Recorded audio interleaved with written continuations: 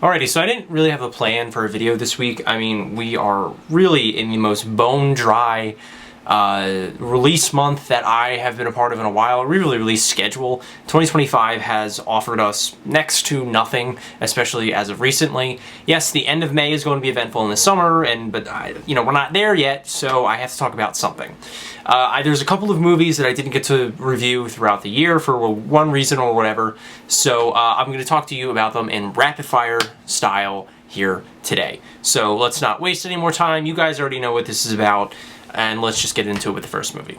Alright, first of all, we're going to talk about Presence by Steven Soderbergh. He's a filmmaker that's always really bored me. I haven't liked one of his movies in quite some time, but this shocked me. I thought it was creative. I thought that he used the premise really, really well. I thought the camera movement and angles were all really creative and easily the best part of this film. I thought the acting, a little shoddy, and the script, he could have tried a lot harder, but this was still a really interesting premise that played out in a really entertaining way. 3.5 out of 5.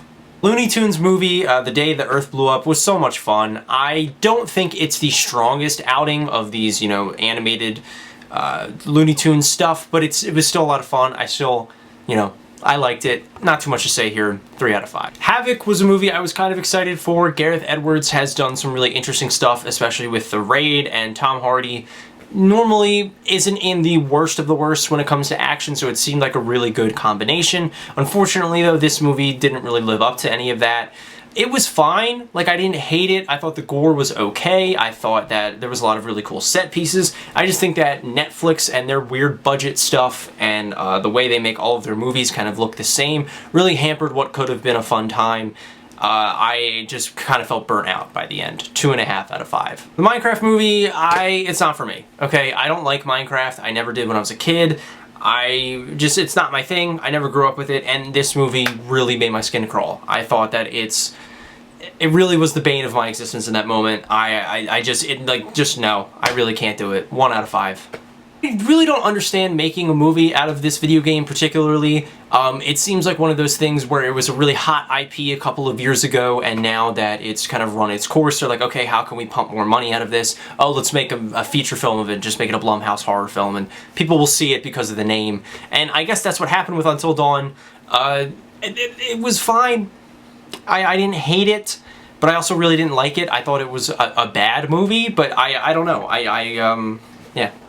Very whatever with Until Dawn. 1.5 out of 5. This isn't a movie I particularly want to pick on. I actually really like the author of this book. I think he has some really interesting TikTok stuff, and I found out about this movie and the book because of that. I actually followed a lot of the production stuff, so I didn't want to really dunk on this thing if it was bad, so that's why I didn't end up reviewing it. Clown in the Cornfield, it just works better as a book. It really does. It doesn't translate well to the film medium. You definitely need more time with these characters. You need those more likable versions of those characters in the book.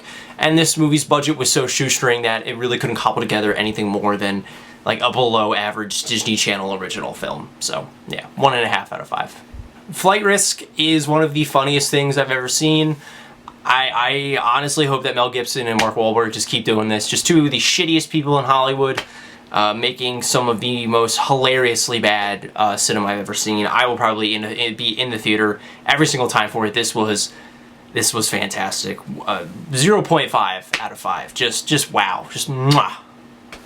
A24 is really tiring out the whole cult thing. I think that there is still way more cool ideas to explore within the cult horror genre. I think that we've done this before so many times. We've taken these steps. We've seen this story play out so many times that at this point, you really have to be bringing something interesting to the table if you want to stand out, and Opus really doesn't. I love Ayo Edebiri. I think she's great in this movie, and she should get more starring roles, but this film never really got out of second gear, so 2 out of 5.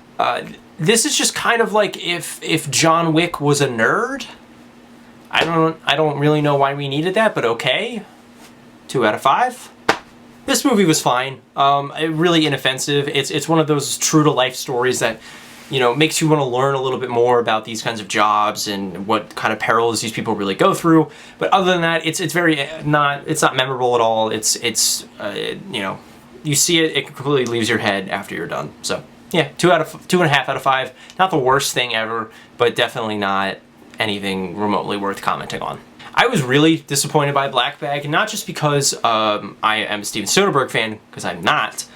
I kind of expected this movie to not be great, but people were really praising the hell out of this thing. There are critics that I respect and usually align with their opinions that were just slobbering all over this thing, and I couldn't connect with it. I thought it was really bland. I thought that this fit into the mold of the trope I've been talking about the really simplistic, overly thinking that they're clever, more clever than they're not, low-budget thrillers that have been flooding not only theaters, but streamers especially, and this movie does nothing to stand out from that. Yes, it has a really good performance from Michael Fassbender and Cate Blanchett, but that's it. That can't be your whole selling point, and this movie has nothing outside of that, so 2.5 out of 5. I wish this had a little more teeth. I think the first movie was such an entertaining and wild ride because it wasn't ever afraid to just throw something at you that made zero sense.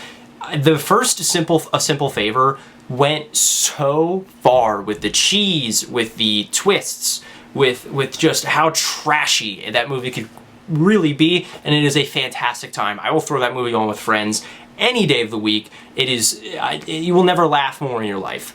With this one, we got some of that. I think that this movie understands how good the first one is in that sense, and how lightning in a bottle it is, and it tries to recapture that, but it never comes at it from a sincere standpoint. It always comes at it like, oh, the fans liked this, so we have to recreate this, and you know, really push the envelope, and they never do. So yeah, I was definitely left a bit disappointed by this. I didn't want to have super high expectations just because A Simple Favor isn't a good movie, but it is something that I hold very near and dear to my heart, and this just wasn't the same. 2.5 out of 5.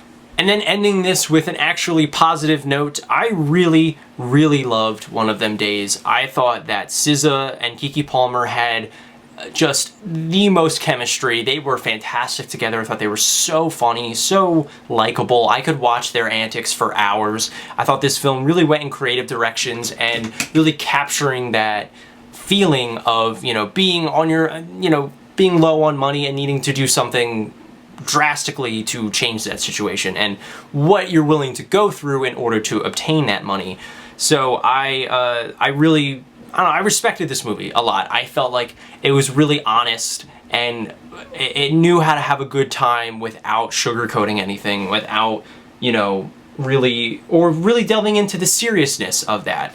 I just felt like this movie was, I don't know, very much tapped into how the average person is feeling, and I really appreciated it for that. But also, it was just hilarious, and they kept upping the antics, and Keke Palmer and SZA are fantastic. I could watch a whole TV show of just those two. So I really loved One of Them Days. 4 out of 5.